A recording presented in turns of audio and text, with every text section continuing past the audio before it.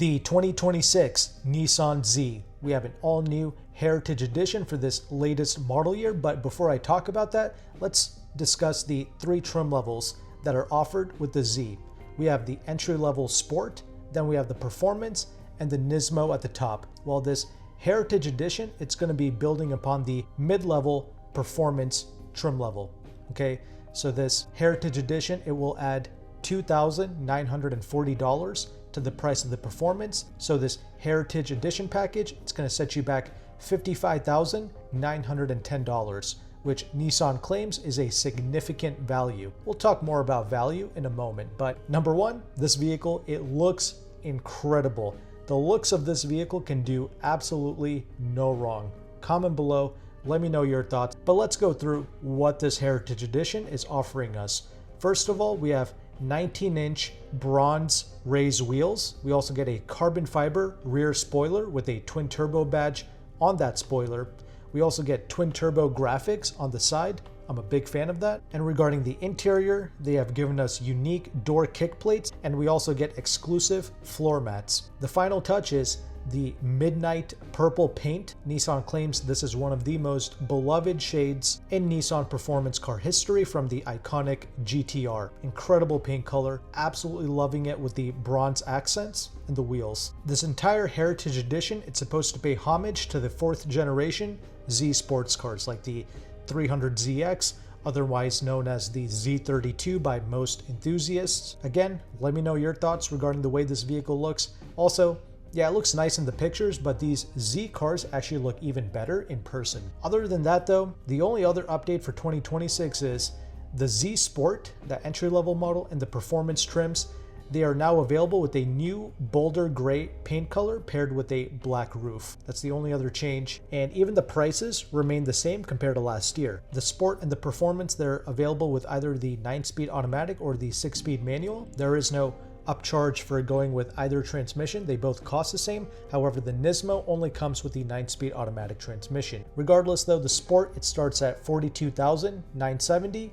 Then the Performance is literally $10,000 more. It's going to be $52,970. And as we already discussed, that Heritage Edition, it is building upon the Performance trim, and it's adding $2,940 to the Performance trim levels price. Then we also have the Nismo at the top, which is $65,750, and make sure to add $1,245 for the destination charge to all of the prices listed.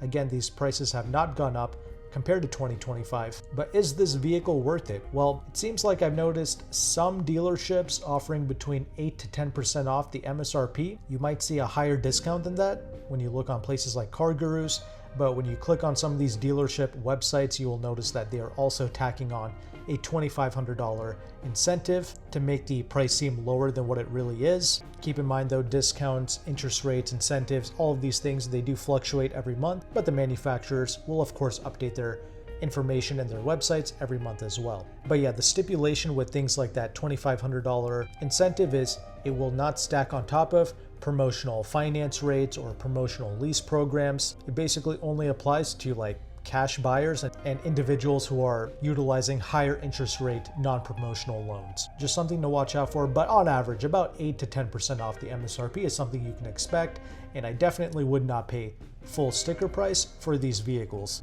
Honestly, the average person should be going crazy for this. However, they are not. I never see these things out on the road. I've seen maybe 2 of these, but yeah, as standard, you're getting 400 horsepower, 350 pounds-feet of torque from the 3-liter twin-turbo V6. Once again, available in either the 6-speed manual or the 9-speed automatic. Standard features include an 8-inch touchscreen with the Apple CarPlay and Android Auto. You get intelligent cruise control, Nissan Intelligent Key with the push-button start, a leather-wrapped steering wheel, 18-inch wheels. But then something that a lot of people are going to ask is, should you pay $10K more and get the performance model? That's a big ask, but at the same time, Nissan is kind of delivering with that performance trim level. They are adding a lot to the point where an enthusiast will almost definitely want to step up to this, because you are now getting the mechanical limited slip differential. We get the 19-inch raised super lightweight forged aluminum alloy wheels with the Bridgestone Potenza S007 high performance tires. You you get the Nissan Performance brakes, and the Performance model is also going to get us things like the 8-speaker Bose audio system, a 9-inch touchscreen with navigation. We also get Nissan Connect services with Wi-Fi hotspot, heated side mirrors, aluminum sport pedals, and heated leather-appointed power seats. Not gonna lie, that's a lot. And the Nismo, it just builds upon all of this. We do get more power out of the Nismo, 420 horsepower, 384 pounds-feet of torque. The one that I briefly drove was the manual Performance, but Nissan claims that the Nismo gets faster shifting transmission. Keep in mind the Nismo is only available with the 9-speed automatic, but we also get the Nismo tuned suspension and brakes. We get revised aerodynamic bodywork. We get the wider wheels with a more aggressive tire compound. And regarding the interior space, we get the red anodized engine start and drive mode buttons, manual adjustable Recaro seats, and leather / Alcantara wrapped steering wheel. And we also get a red marker at the 12 o'clock position. $65K though, nearly $13,000 more than the Z Performance. Honestly, I'm kind of digging that Heritage Edition more. I don't know if you remember this. I think most people don't, but performance cars were always kind of a pipe dream, honestly, especially anything with any decent amount of power. I mean, if we wind back the clock to 1999, Mustang GTs and the Camaro SS, they were going for around $25,000. And the Mustang GT with the V8 had 260 horsepower. Even the humble Miata back in 99 started at $20,000. Porsche Boxsters started at $41,000, $44,000, something like that back in 99. These were like gutless, powerless cars from the factory.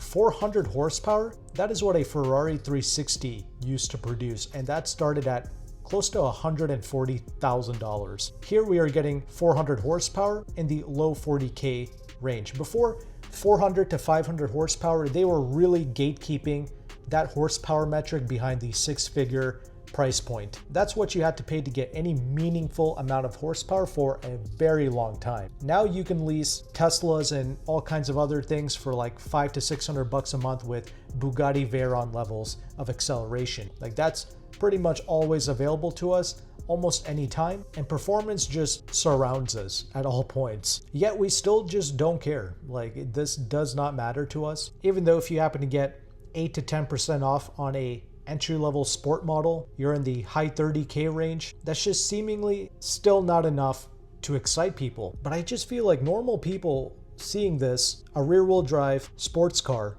with good power, even good tunability if that's what you want, if you want to ruin your warranty, and with a manual transmission, a good manual transmission, mind you, and still nobody cares. Like Nissan has delivered everything that we wanted. I mean, if we look at Car Gurus and we do a nationwide search for Nissan Z vehicles from 2025 to 2026, there's a little over 500 available for sale in the entire country. I think what's happened is people who are actually in the market for a performance car, they have more disposable income available, so they'll just get a higher performance car like the C8 Corvette, or they will simply move up to the BMW brand, because at least with the BMW, even though that still feels a bit numb, at least you get the badge. You get lots of flexibility with the BMW brand as well. They're good to lease, finance, pay cash, like you can do anything with that brand, and you just naturally get a better dealership experience as well. But yeah, something like the C8 Stingray, that's another car that I don't really find to be super exciting to drive either, yet that sells in droves. I mean, clearly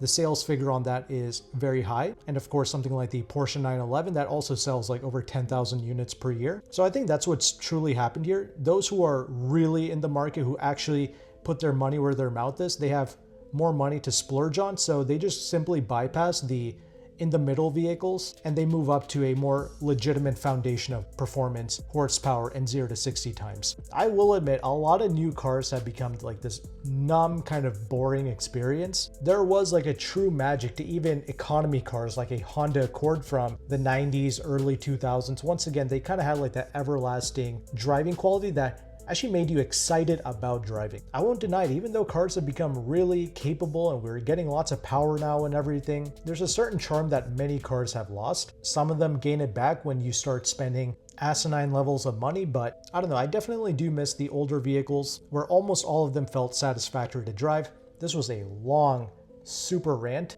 but I definitely want to hear your thoughts below in the comment section. Thank you again for watching, take care, and goodbye.